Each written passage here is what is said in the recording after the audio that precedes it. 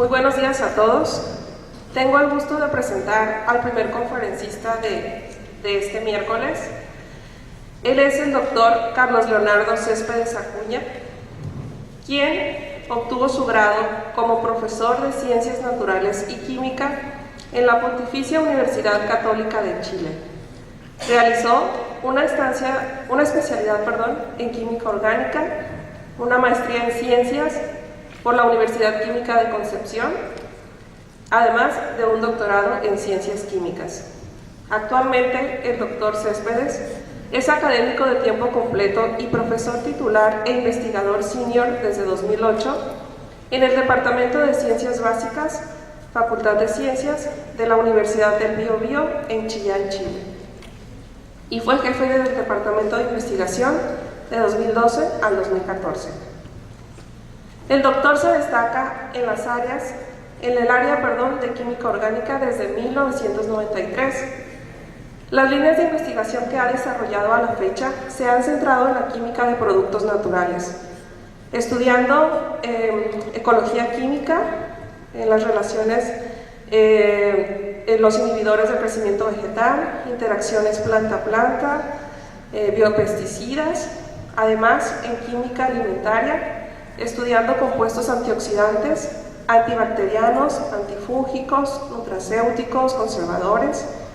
También en biomedicina, centrándose en el estudio de inhibidores de enzimas y actividades anticancerígenas. Él ha realizado estancias postdoctorales y de investigación en la UNAM, en la Universidad de California en Berkeley y en la Universidad de Illinois. Ha obtenido numerosos premios de investigación. En el 2017 le otorgaron el premio como investigador de excelencia en la Universidad del Biobío.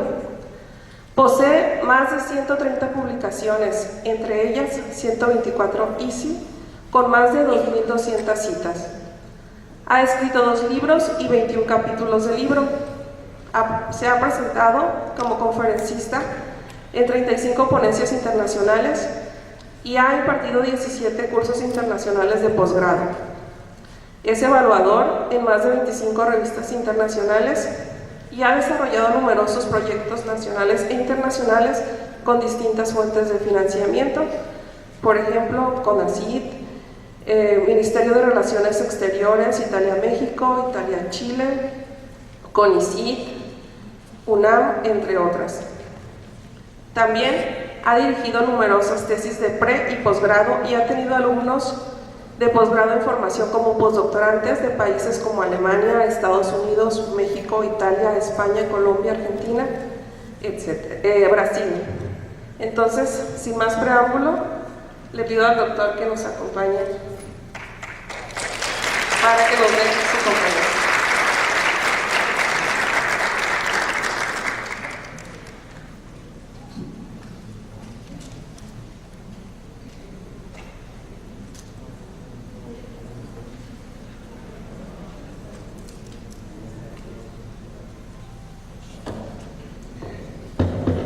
Bueno, buenos días a todos.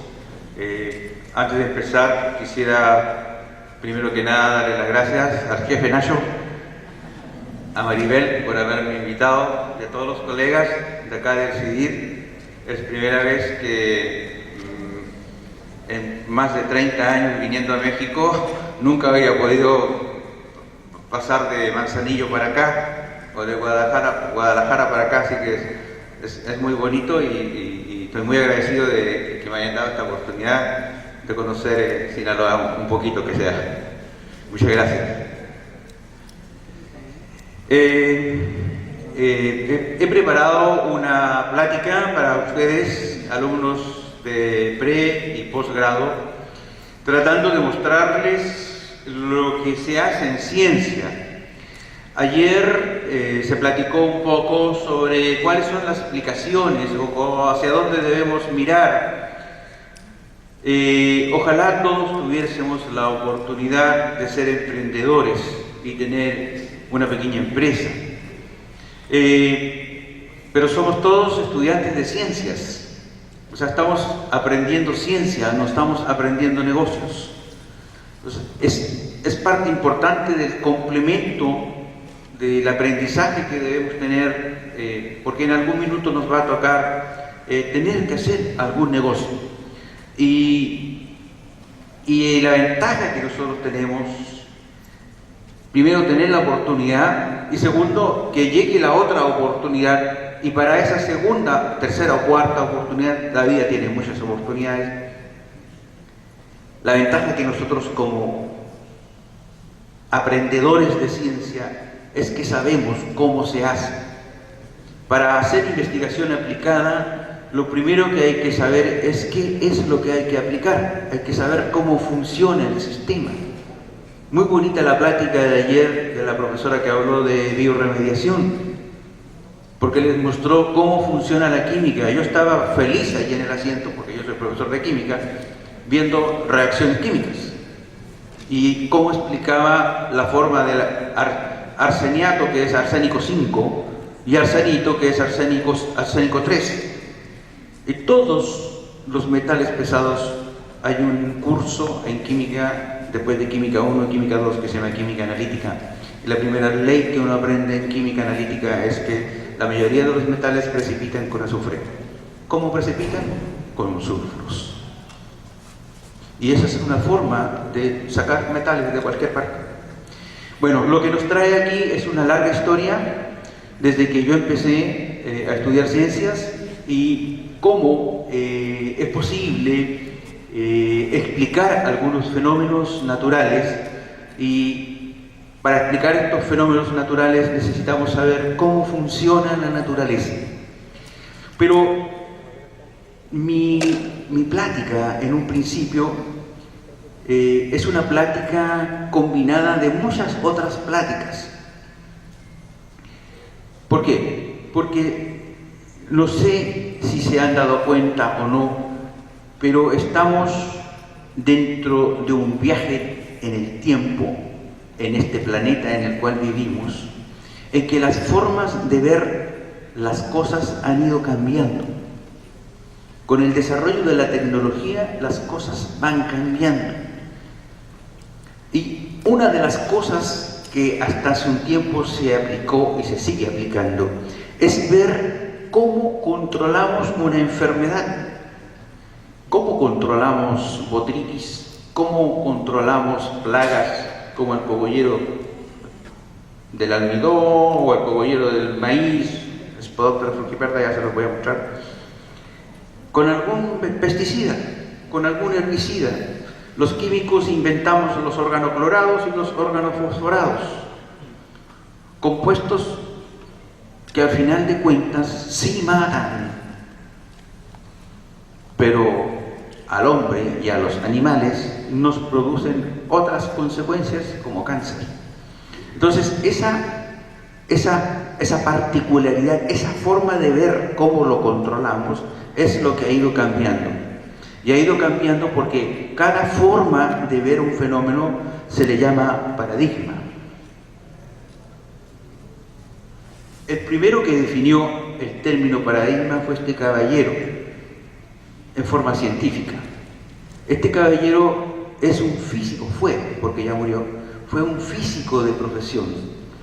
Y deberían leer todos, ojalá todos, echando una miradita a un libro que está en PDF, está en internet, se puede bajar en PDF, que se llama La estructura de las revoluciones científicas, de Thomas Kuhn.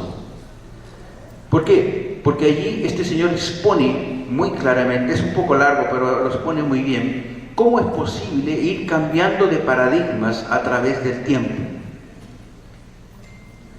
Si ustedes pueden leer, un paradigma está constituido por los supuestos teóricos generales, las leyes y las técnicas para su aplicación, que adaptan o que adoptan los miembros de una comunidad científica. Y esta forma de supuestos teóricos generales siempre hasta ahora ha sido, necesitamos encontrar un remedio que cure el cáncer. Y allí nos tienen a los químicos de productos naturales como chinos trabajando en el laboratorio para encontrar una molécula que cure el cáncer. Y todos soñamos con encontrar la molécula que cure el cáncer. y hacerse famosos y millonarios. Ese es un paradigma, esa es una forma de ver y de cómo atacar un problema.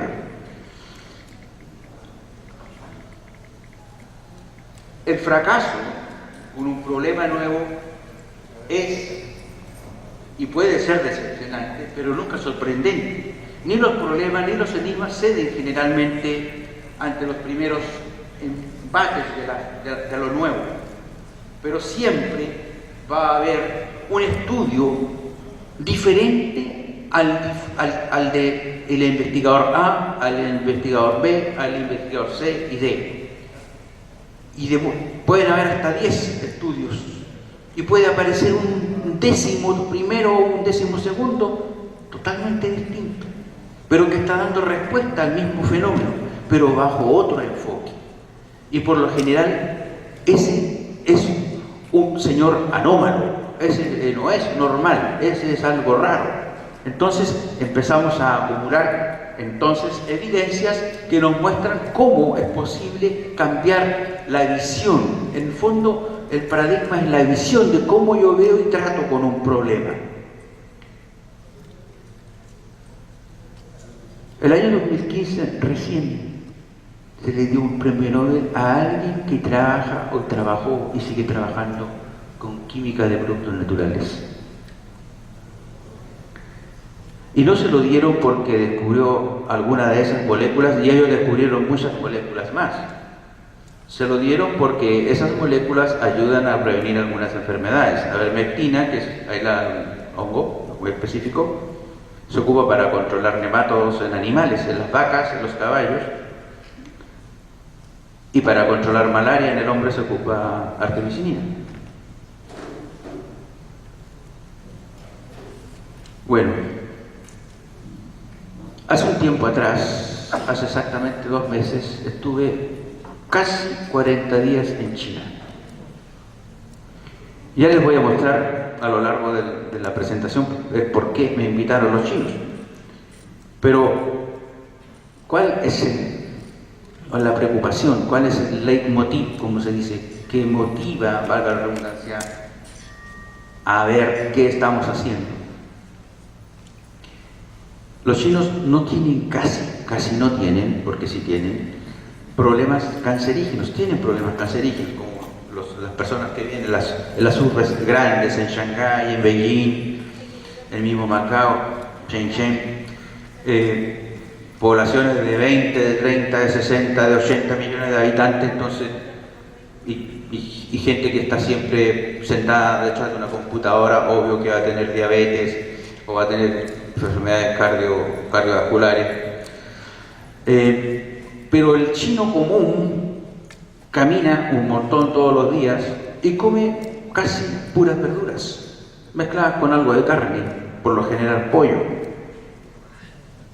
Y toma jugo de fruta. Esa es su dieta.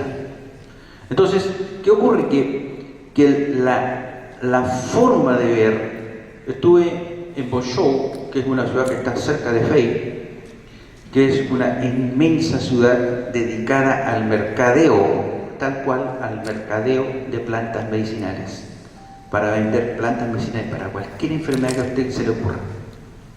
Y existe en Fei, a 60 kilómetros de Bozhou, que es una tremenda ciudad de 60 millones de personas, un hospital enorme dedicado solamente a la medicina tradicional china, y todo el mundo se trata allí con medicina tradicional china. No se ocupan medicamentos, no se ocupa metformina, no se ocupa glianclamida, no se ocupa aspirina, se ocupan plantas medicinales para tratar la enfermedad, y todo el mundo anda feliz, y es muy demandado.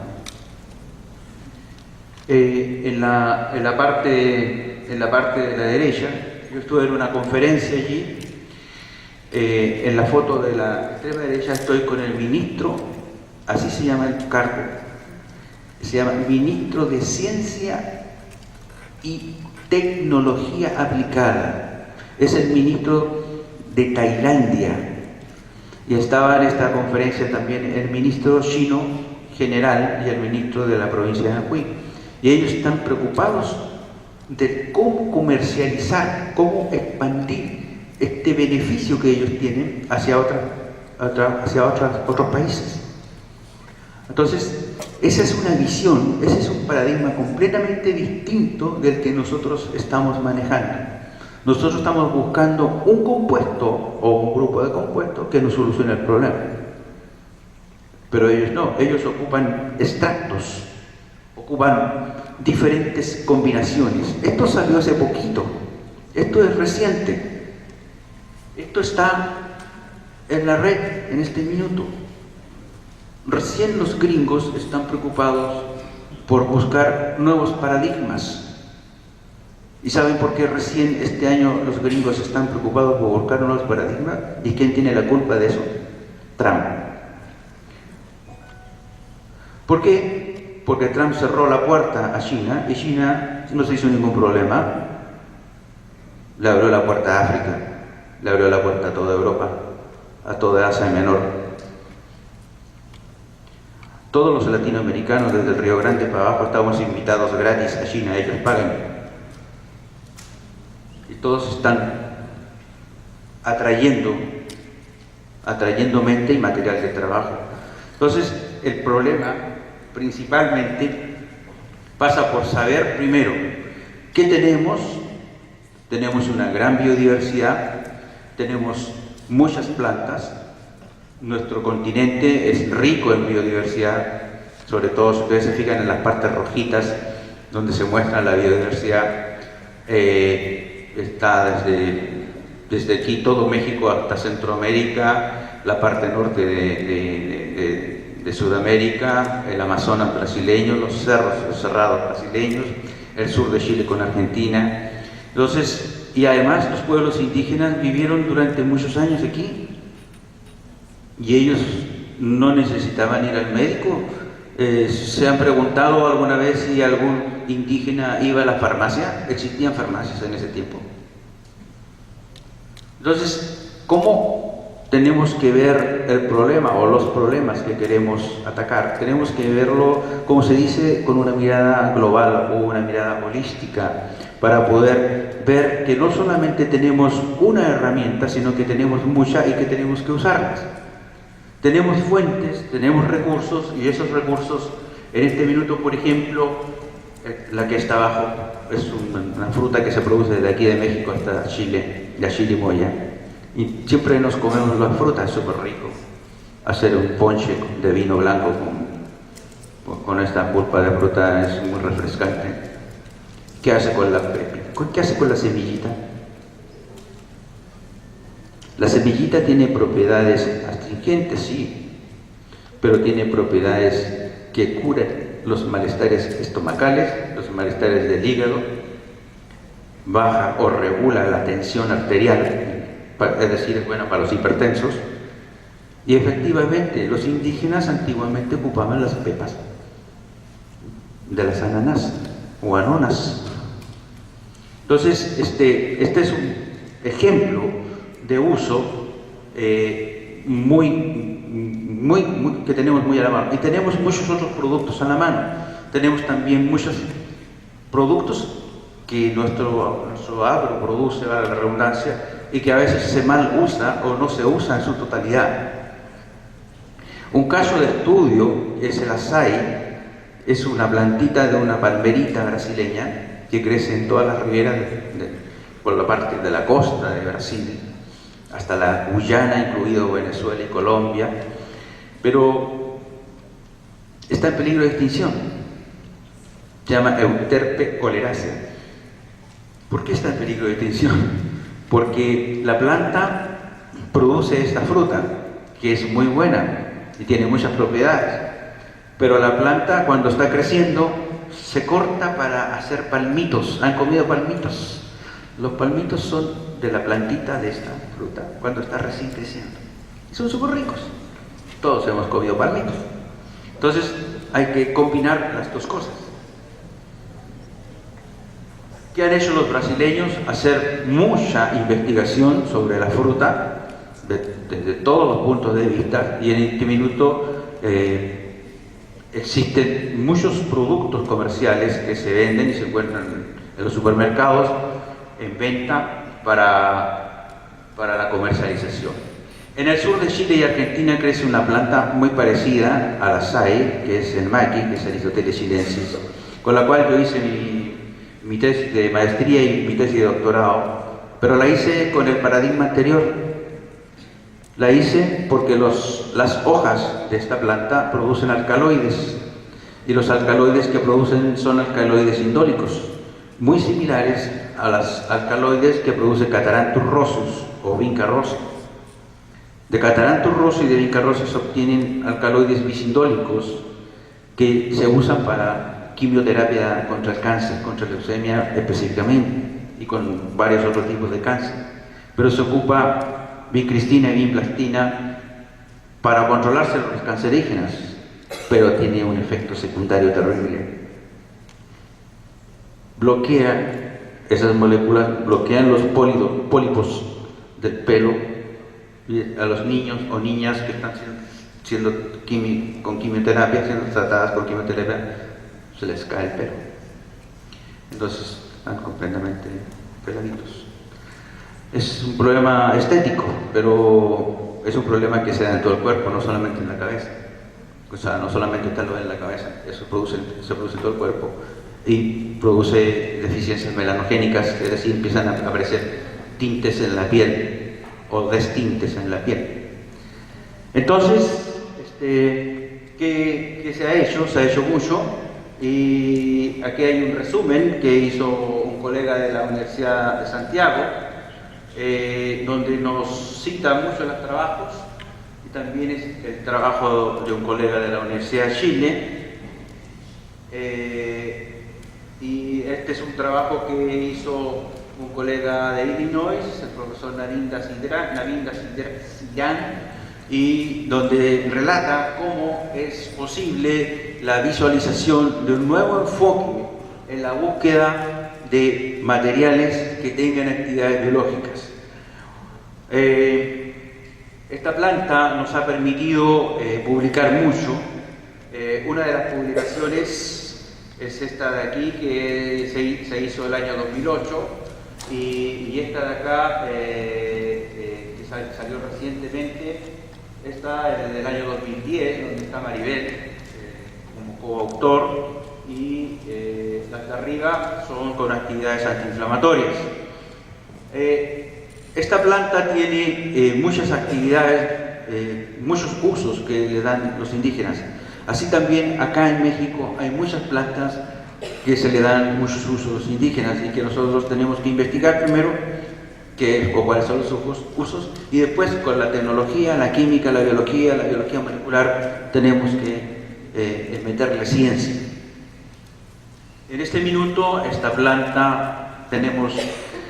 México todavía no tiene solución de un problema con el maíz, y nosotros lo estamos en este minuto teniendo con nuestra plantita.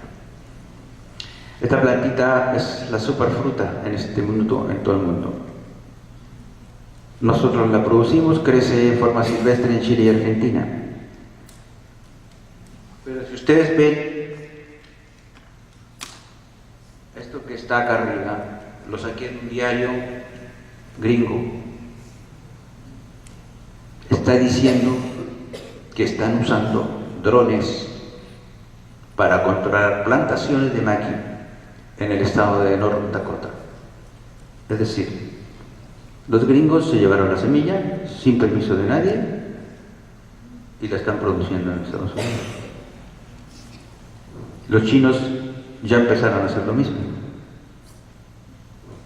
Entonces, eso no lo podemos parar de un rato para otro, pero tenemos que estar antes nosotros, que no nos hagan el madruguete a nosotros tenemos que hacer el madruguete.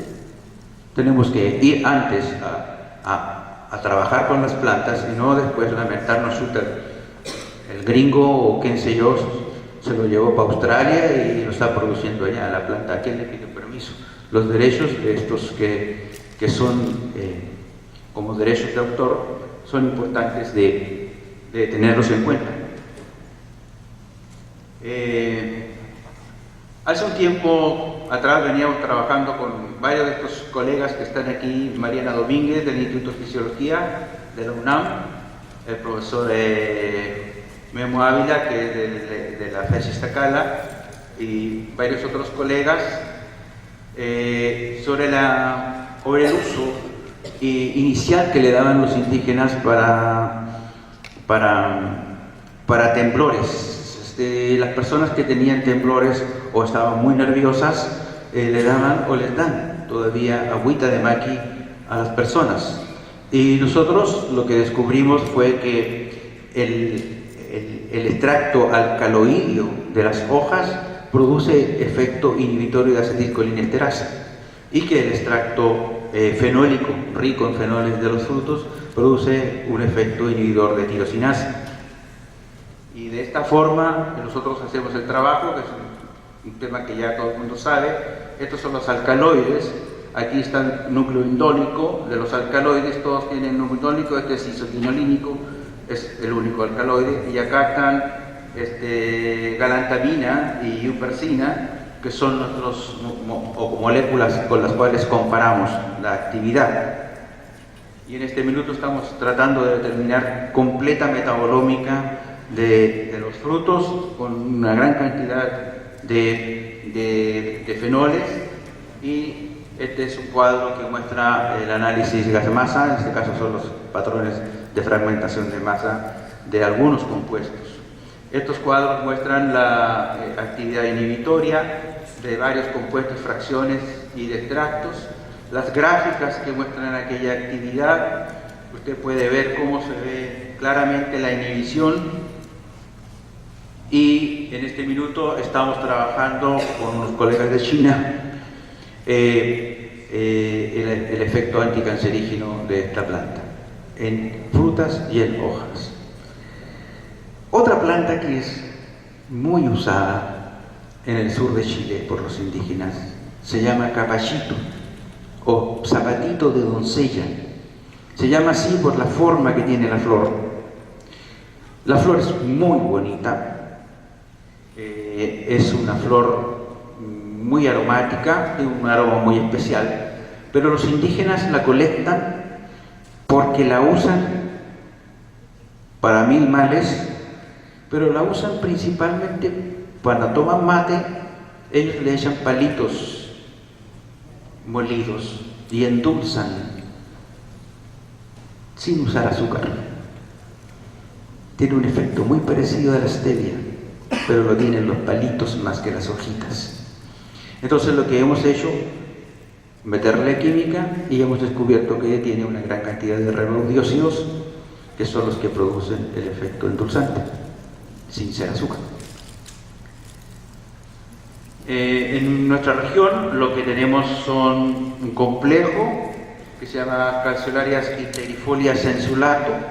Este complejo lo elaboró un proyecto entre los colegas de la Universidad de Concepción, del Departamento de Botánica, y los colegas del Departamento de Botánica de la Universidad de München, en Alemania, con la doctora Christine Erhardt, y se pudo establecer la congruencia genómica para poder establecer el endograma respectivo para la secuenciación y el emparejamiento de las especies dentro del complejo.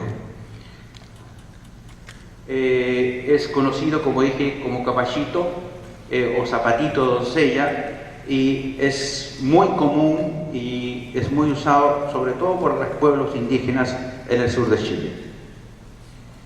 Esta me la voy a saltar. La forma de las flores de esta formita es muy amarilla, y hace 5 o 6 años atrás, visitando una reducción indígena en el sur de Argentina, nos informamos o nos enteramos de que las mujeres, las damas, en la cocina usan las flores, recolectan las flores durante la época de floración, recolectan y las guardan y las usan como condimento, como aditivo para las sopas, para las comidas.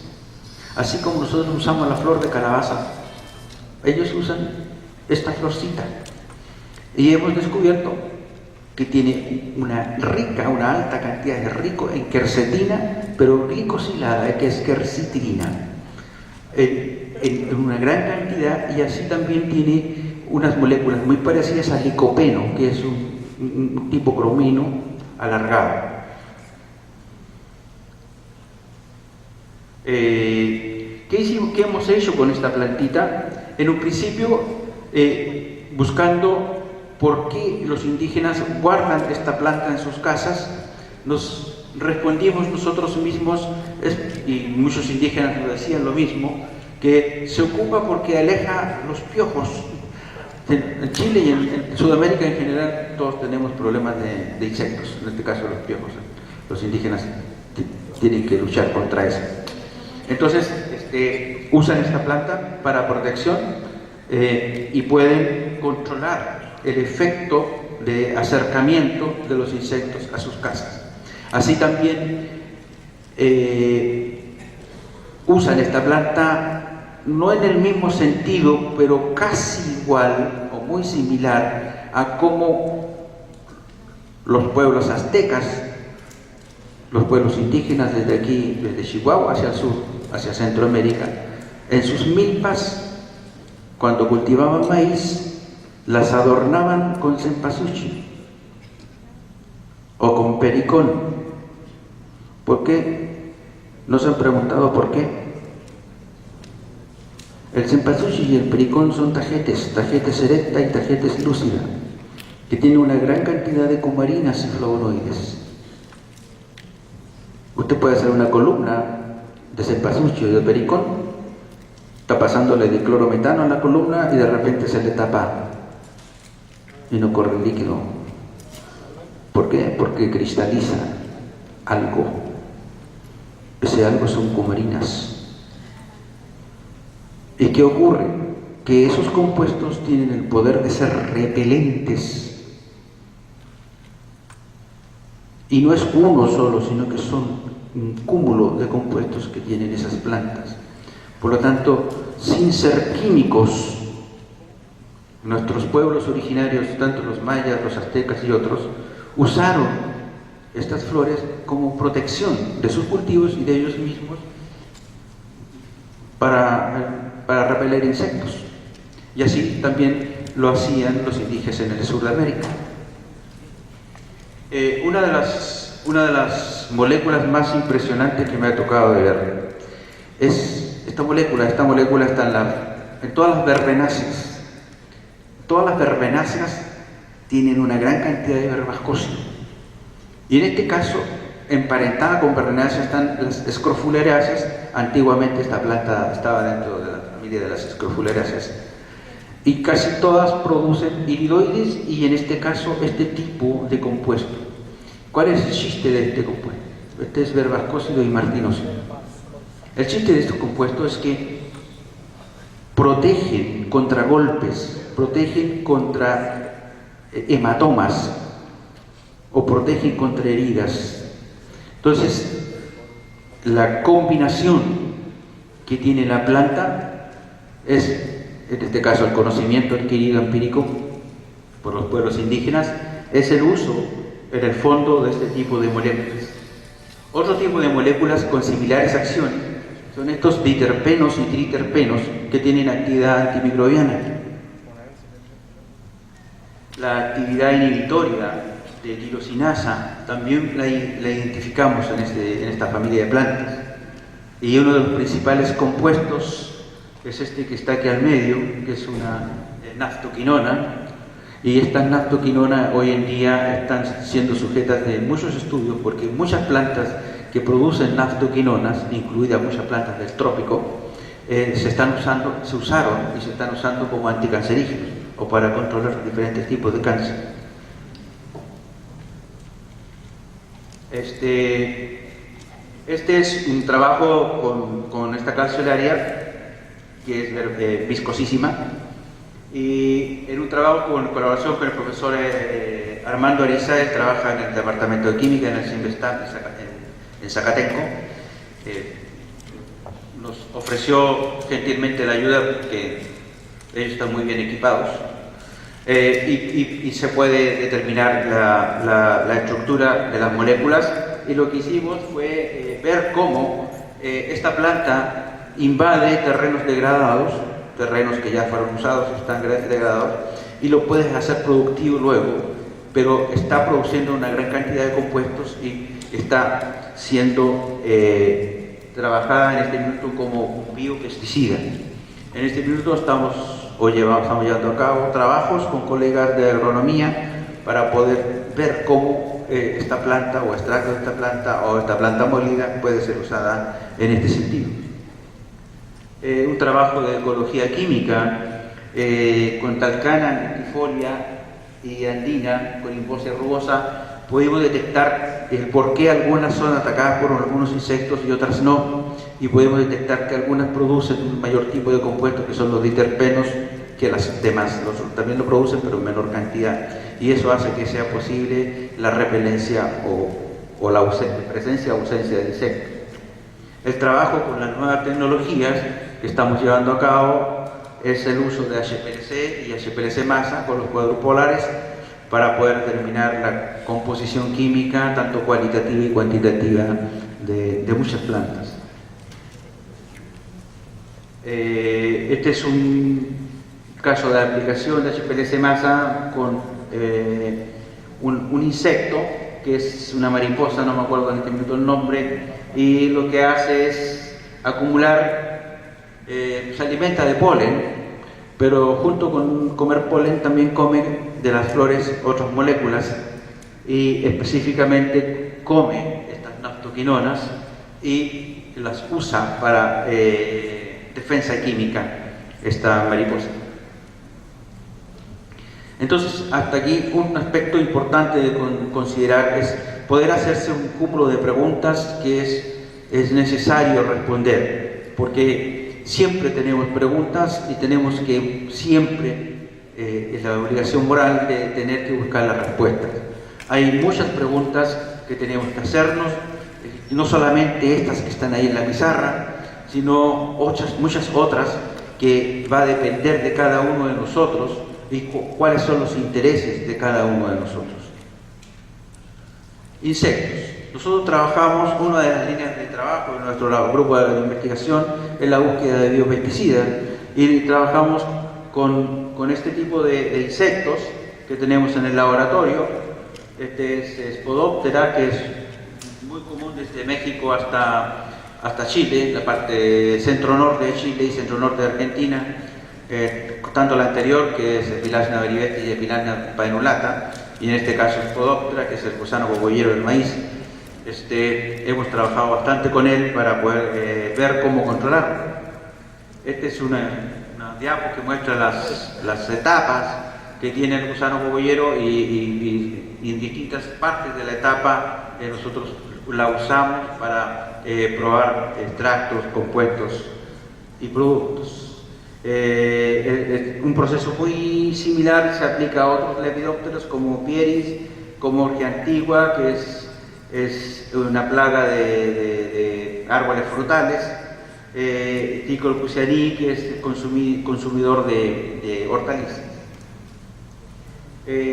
Nuestro modelo estrella es Drosophila. Tenemos 6 cepas de Drosophila con las cuales hacemos ensayos generales. En este momento tenemos Drosophila Suzuki, que es un nuevo modelo que nos compartió gente de Brasil para poder estudiar mal de Chagas. Hacemos lo mismo, aislamos. Este es un invento de mis alumnos. Después de los almuerzos se toman sus jugos y las botellas las guardan, y con las botellitas vamos haciendo los medios de cultivo y vamos haciendo los ensayos. Es la creatividad latina. Esta es una explicación de cómo se trabaja con la Drosophila. Tenemos este gusanito que es muy lindo, se llama gusano de los penachos, Orchia antigua, y ataca principalmente plantaciones o plantíos de cereza, de peras, de duraznos, de manzanas. Chile es un gran exportador de ese tipo de frutas, sobre todo a China. En este momento tenemos un problema de control con este insecto porque casi toda nuestra producción en un principio se estaba yendo a Estados Unidos y Trump elevó los aranceles a la importación de cereza chilena a Estados Unidos por una razón muy especial, porque nosotros exportamos cerezas a China. El ministro de Relaciones Exteriores de Agronomía de China no se hizo ningún problema, dijo: mándenos todas las cerezas a nosotros, y pagaron el doble, y están pagando el doble. Entonces, pero ¿cuál es el asunto? Los chinos consumen mucha cereza por una razón, no sé cómo llamarla ni qué nombre ponerle, pero ellos piensan, sobre todo los hombres, que las cerezas son afrodisíacas. Entonces, todo el mundo anda buscando cereza todo el día. Y la otra es que cuando está terminando el mes de septiembre, es decir, después del 21 de septiembre, el 21 hasta el 30 de septiembre, es la celebración del Año Nuevo Chino. Para ellos se termina el año y empieza otro año. Y para la celebración del Año Nuevo Chino, igual que acá con las uvas, nosotros los mexicanos, yo también me siento mexicano, nos comemos 12 uvas, una por mes. Los chinos se comen 12 cerezas, una por mes. Y mientras más grande y bonita la cereza, mejor, me va a ir mejor. Entonces, allí hay un mercado muy, muy bueno, y que tenemos un problema nosotros los chilenos, porque estamos desfasados. La cereza está madura, apta para exportarse a fines de noviembre y en todo el mes de diciembre. Ya pasó la fiesta, ya pasó la locura de los chinos. Entonces tenemos que cosechar cereza y ver cómo la conservamos hasta el otro año, o hacer plant breeding para poder adelantar el periodo de cosecha, o hacer al revés, retrasar o hacer cerezas o plantas que produzcan cerezas en otra temporada, en otro tiempo. Y hay colegas del INIA, del Instituto Nacional de Investigaciones Agropecuarias, y de otras universidades que están trabajando en ese asunto. Al fondo es un negocio, pero es una problemática que tenemos que solucionar en algún minuto. Y está la demanda, entonces hay que tomarlo. Y para eso lo que nosotros hacemos es cómo controlamos esta plaga, que es bastante complicada. Otra plaga esta es una plaga muy común de las brásicas. Hay muchas plantaciones en Chile y Argentina de brásicas para producción de aceite, y se consume mucho el aceite. La Tilachnia baibeste, que es una plaga de frijol, frijol tanto aquí en México como en Chile. En Chile y Argentina está Tilachnia paenulata, que es más negrita. De los granos almacenados, esa mano de allá es esta mano. Usamos un insecto general que es Tenebris molitor, y para también granos de maíz y de frijol, que es esta es otra plaga que también ataca a los frijoles almacenados, y también estamos trabajando con ellos. En este minuto, una de las plantaciones más importantes son los berries, y en este caso los arándanos.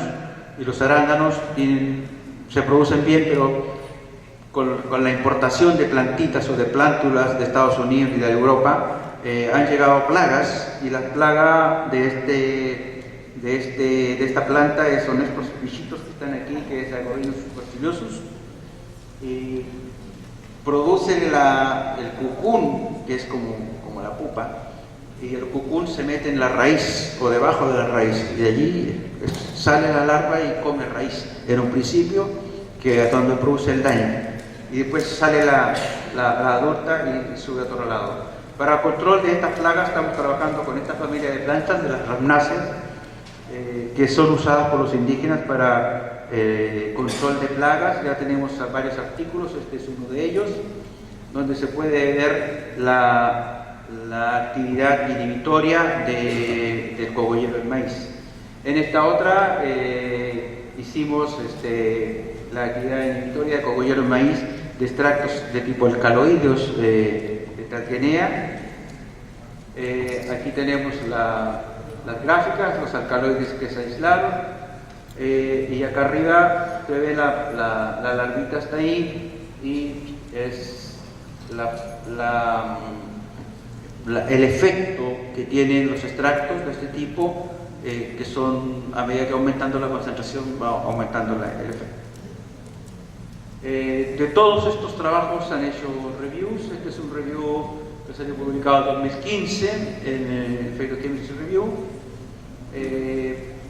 junto con un colega de la Universidad La Salle, acá de México, y donde hemos expuesto casi todas las moléculas que hemos aislado de este tipo de plantas. Son muchas y con muchas actividades. La evolución de las plantas es muy importante conocerla, y es lo que nos permite poder teledirigir de alguna manera cada investigación. Todos los chavos, todas las chavas se preocupan de esta parte, de estudiarla primero, tienen un curso inicial y donde se les entrega este material, y para que ellos puedan también tener idea o tener una orientación en sus propias ideas. Este es un ejemplo de la mariposa monarca, que se alimenta de flores y frutos acá en el Estado de México, que es muy estudiado. Otro ejemplo de acá de México es esta mariposa que es amarilla, que es Coelicena, y que lo que hace es comer de esta planta, tanto de Cassia de Dinobotria como de Dimbumea morcoides, para acumular en sus alitas defensa química, y que no es otra cosa que alcaloides o antraquinonas, que es en este caso la que muestro en esta diapositiva. Aquí lo que hace esta mariposa es acumular antraquinonas, que son laxantes y expurgantes, es decir, cuando se la come un pájaro, la vomita, la regurgita otra vez, y con eso ellas pueden vivir. Lo mismo hace Dionejuno, que es la plaga del maracuyá, que es muy común y produce glicósidos cianogénicos, que son de este tipo, y se puede defender. Lo mismo esta otra plaga, que es una polilla nocturna, que come de esta planta Xylophanes falco, come Bubardia nifolia. Este es un trabajo ya publicado. Este es un trabajo, ahí está Marianita, este es un trabajo de colaboración con el profesor Ziegler, para estudiar acacias. Hay muchas acacias de aquí, desde el estado de Nayarit hacia el sur. En todo el centro de México estas son Scrophulariaceae, son Penstemon, y se ocupan mucho de esta planta para actividad antiinflamatoria. Los indígenas la ocupan mucho como antiinflamatoria. Y las moléculas que hemos logrado detectar son de este tipo, como verbascócido y martinus. Aprendiendo cómo los organismos interactúan entre ellos, es posible aprender muchas cosas que tenemos que nosotros rescatar para poder usarlas en nuestro fin. No quisiera terminar antes, y con el permiso del jefe Nacho, quisiera mostrarle, antes de irme, un evento que nosotros hacemos cada cierto periodo de tiempo, que lo hacemos cada 3 o 4 años, y que reunimos siempre alrededor de 300 a 500 personas, que es un evento que es un simposio internacional donde viene gente de todo el mundo, va gente de todo el mundo, y lo hacemos en la cordillera. En la primera foto, donde aparece la diapositiva, es en la cordillera de los Andes. Así se llama, se hace en este hotel que está acá. Si tenemos suerte, durante el año y neva mucho, queda todavía nieve. Esto se hace siempre en los meses de noviembre, dependiendo del hotel. Todavía no me dan la fecha exacta, ya tenemos el mes, que es noviembre, pero está por definirse si va a ser en la tercera o la cuarta semana de noviembre. Y este es un hotel muy importante, es un spa. La inscripción incluye todo, el uso completo de las instalaciones. Esta es una foto de la última versión, de la 9ª versión, donde asistieron más de 300 personas. Allí estoy con el profesor Paulo César Vieira de Brasil, la profesora Damaris Silveira de Brasil. Ella es en este caso subsecretaria del Ministerio de Relaciones Exteriores y Ciencias de Brasil. No se sabe si va a continuar con el nuevo presidente que salió ahora, pero la profesora Kamal, con la cual también colaboramos, es también muy famosa en plantas medicinales. Gente de Estados Unidos y Colombia, de Alemania, de Estados Unidos, profesor Vieira. Estos profesores son de España, el profesor Lewis de Washington, él es de Glaxo, algo así, creo que es una empresa. El profesor Dixon de Oklahoma.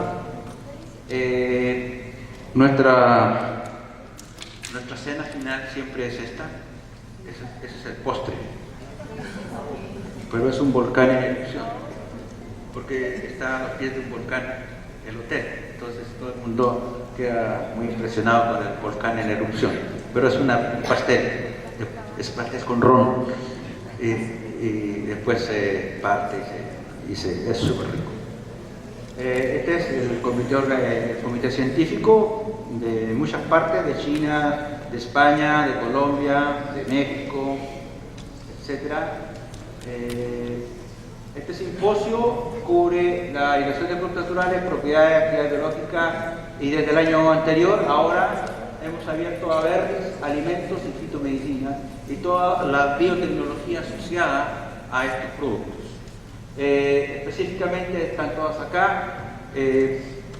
Estos son los conferencistas de Brasil, de España, de Colombia, de Estados Unidos, de Suiza, de Italia, de China, etc. Esto va a estar aquí, así que el jefe Nacho se los puede compartir, y muchas gracias por su atención.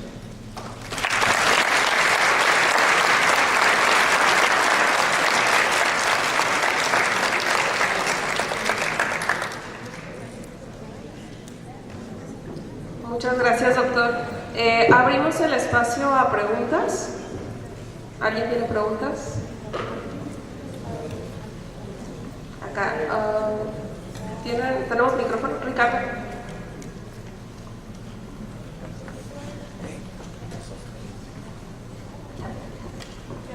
Gracias. Hola, buenos días.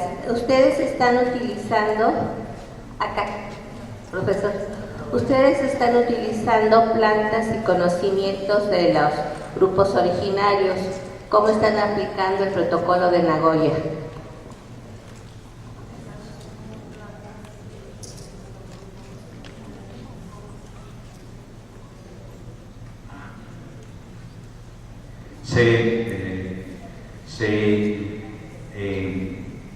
Se hace una aproximación.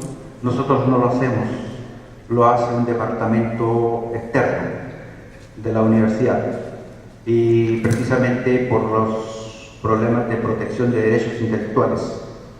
Entonces, este departamento lo que hace es acercarse a las distintas comunidades, donde se les explica qué es lo que se va a hacer, cuáles son los beneficios, si van a haber beneficios, y si no van a haber beneficios, cuáles van a ser los beneficios generales, y ellos después, si están de acuerdo, se firma un convenio. Entonces, recién podemos ir con ellos y tomar muestras. Y en el caso de las investigaciones que han salido de esa forma, la mayoría de las veces se les envía o se les invita. El CONACYT nuestro lo que hace para el informe final es pedirnos que hagamos una especie de simposio como este, donde ellos están invitados y forman parte de la audiencia y también de expositores. Y de esa forma se cumplen todos los protocolos y requisitos de ese tipo. Nosotros hemos hecho un poquito más en el sentido de que existe otro departamento que es el OTL, la Oficina de Transparencia y Licenciamiento, y la oficina de OTL lo que hace es ponerse de acuerdo con los representantes de los grupos involucrados para los posibles emprendimientos, y ellos los guían, pero ya ese es otra vía. Y sí, se han producido bastantes emprendimientos de familias principalmente, o de comunidades que, por ejemplo, el trabajo nuestro con Maki, con el de Chilensis, ellos lo usan como soporte bibliográfico y documental de los efectos biológicos que tiene la fruta. Y de esa forma se salvaguardan todos los derechos de todas las personas. Gracias. Acá hay otra pregunta. Gracias. Muy buena exposición, doctor. Felicidades por eso. Quisiera preguntarle, nosotros estamos trabajando actualmente con una investigación en la cual llevamos trabajos con la moringa oleífera, planta de moringa. Quisiera saber si ha tenido algún tipo de experiencia con ella, que en la presentación no vi que la presentara, y en qué otras aplicaciones puede tener. Nosotros estamos trabajando con fitorremediación a base de la moringa.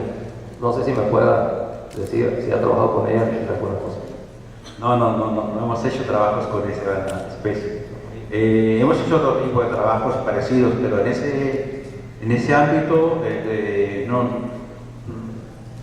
no nos hemos involucrado. Aún no, lamentablemente, pero es una buena alternativa de aplicación. Pero sí. Gracias. Gracias, doctor. ¿Alguna otra pregunta?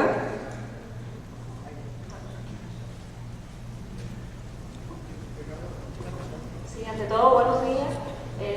Agradecerle, doctor, por la amplia presentación que ha hecho, ¿no? Y nos emociona conocer de que se están realizando trabajos como este. El nivel de caracterización que tiene del diapasón tan grande de las diferentes especies. Y en específico, yo quisiera conocer cómo operan, cómo funcionan ustedes una vez que ya, digamos, la parte netamente académica ha llegado a estos niveles. ¿Cómo realizan para introducirlo en la práctica? Y por favor, si me pudiera explicar en el caso del frijol, que bueno, hizo alusión a ello de manera muy somera, y en el caso nuestro es un rubro de gran importancia en el país y tenemos las afectaciones por algunos insectos plagas. Si pudiera referirse a ello, te agradecería. ¿Cuál dijo que era? En el caso del frijol, Ah. Bueno, en este minuto, A ver, hay que separar algunas cosas. Yo estoy en el ámbito científico, por lo tanto tengo que hacer ciencia y producir ciencia básica, los fundamentos.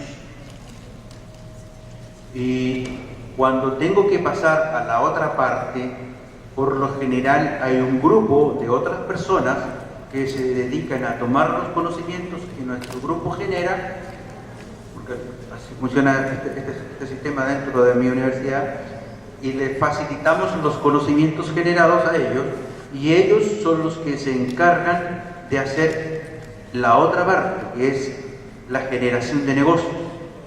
Entonces, en la generación de negocios, lo que se hace es hacerles un curso a los involucrados.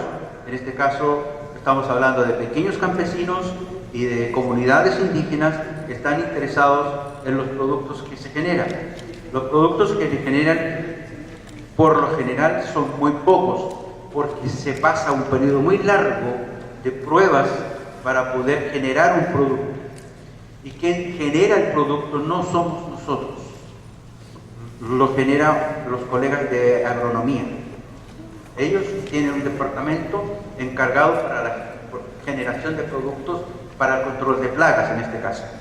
Entonces, lo que se ha logrado controlar bastante bien es el brujo del frijol, que es Acanthoceris obtectus, con la cual tenemos varios trabajos, y el proceso de poder hacer o de generar un producto es un convenio que hacen las universidades con privados. Los privados generan el producto. Nosotros les pasamos los insumos de conocimiento, pero nosotros no estamos involucrados en la generación del producto. Lo hace una compañía externa. Y ellos ven. El chiste de eso es que si bien ellos van a ganar dinero, porque para eso es, generan empleo. Entonces se genera mucho empleo. Entonces lo que hace, por lo menos en la universidad, la gente de la Facultad de Economía y Negocios, es generar estos grupos, capacitarlos y después apoyarlos en la puesta en marcha del negocio. Entonces, por lo general, los costos están envueltos en la producción del producto, donde involucra inmediatamente la mano de obra. Entonces se necesita gente, y por lo tanto ese emprendimiento va a generar empleo. La mayoría de los emprendimientos, a lo que yo sé, generan entre 10, 15, 20 hasta 30 empleados. Entonces es bastante bueno. Muchas gracias. Una última pregunta acá. Buenos días. Mi pregunta va dirigida en los extractos que tienen, como en lo que analizan los compuestos obtenidos de las plantas. Si en los análisis de antagonismo los solventes que utilizan no son de alguna manera tóxicos para la planta, y si lo son, ¿qué cuidados tienen o precauciones tienen ante ello? Los solventes para sacar los compuestos o los solventes para aplicarlos en los insectos. Para sacar los compuestos. Para los que ocupamos para sacar los compuestos. Por lo general lo que hacemos es, un poco de química orgánica. Ayer hablaron de química general inorgánica. En química orgánica hay compuestos. Química orgánica es la química de los compuestos con carbón y varias otras cosas más. Los heteroátomos, oxígeno, nitrógeno, azufre, etc.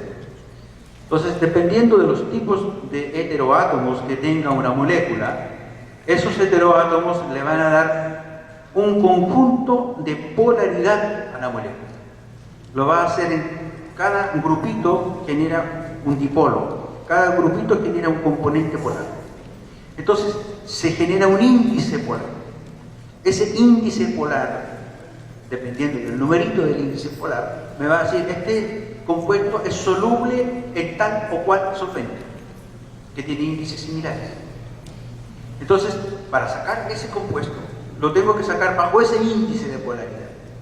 Y tengo que ocupar un solvente que tenga ese índice. Entonces, todos los compuestos que son, entre comillas, llamados apolares, es decir, muy baja polaridad, se ocupa hexano o éter de petróleo. Y todos los que están en polaridad un poquito mayor, polaridad intermedia, se usa diclorometano, que es similar al cloroformo, diclorometano o acetona. Y los más polares, para los más polares se ocupa metanol, etanol, principalmente, o propano, o butano. Para sacar azúcar se ocupa butanol. Eso es muy polar. Entonces, lo que nosotros prevemos para trabajar con estos solventes es el uso de un protocolo que está regido por el Comité de Seguridad Interno, y el Comité de Seguridad Interno está regido por el Comité General y Nacional de Seguridad en el uso de los solventes. Se ocupan mascarillas, se hace todo en campana de flujo, de extracción de aire. Y por lo general se hace trabajo chico, o sea, se ocupan volúmenes pequeños para no ocupar tanto solvente. El solvente se concentra en rotavapor y el extracto es el que se ocupa después para hacer todas las pruebas y la caracterización química. Y eso, de esa forma hemos logrado hacer todo el aislamiento de todos los compuestos. El HPLC, por lo general el HPLC se usa en HPLC fase reversa, donde ocupamos solventes polares, la mayoría son solventes muy polares, que son los que tienen menos toxicidad. Bueno, si alguien tiene alguna otra pregunta, el doctor nos estará acompañando todo el día de hoy. Y pues no nos resta más que agradecerle y otorgarle esta constancia por su participación con la conferencia plenaria Actividades biológicas de plantas chilenas, una mirada con los nuevos paradigmas. Muchas gracias, doctor.